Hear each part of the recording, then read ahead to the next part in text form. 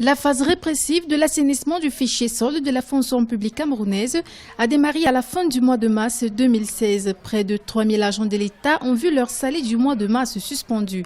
Ces fonctionnaires sont considérés par l'État du Cameroun comme des absentéistes. Cette mesure conservatoire devra permettre à ces agents de l'État de régulariser leur situation d'ici le 29 avril 2016. Disons que la suspension de leur salaire est une mesure conservatoire. Le ministre de la fonction publique leur a donné jusqu'au 29 avril 2016 pour pouvoir clarifier leur situation administrative auprès des gestionnaires des ressources humaines de leur administration utilisatrice.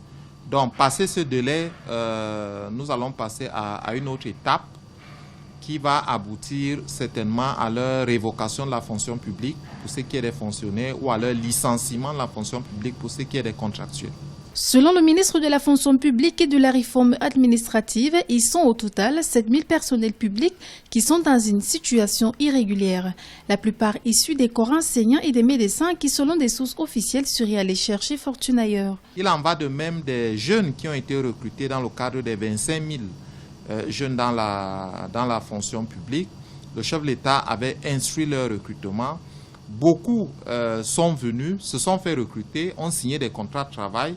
Et par la suite, sous prétexte que les salaires n'étaient pas suffisamment motivants pour eux, ont abandonné leur poste de travail et sont allés ailleurs, à l'étranger, dans le secteur privé. Cette opération se déroule dans le cadre de l'assainissement des données personnelles de l'État, CJPES 2, instruit par le Premier ministre, chef du gouvernement. Dans la mise en œuvre de cette instruction, la fonction publique camerounaise a engagé une opération de mise à jour des données du personnel du service public, ce qui a conduit au démantèlement de milliers de fonctionnaires fictifs dans l'administration.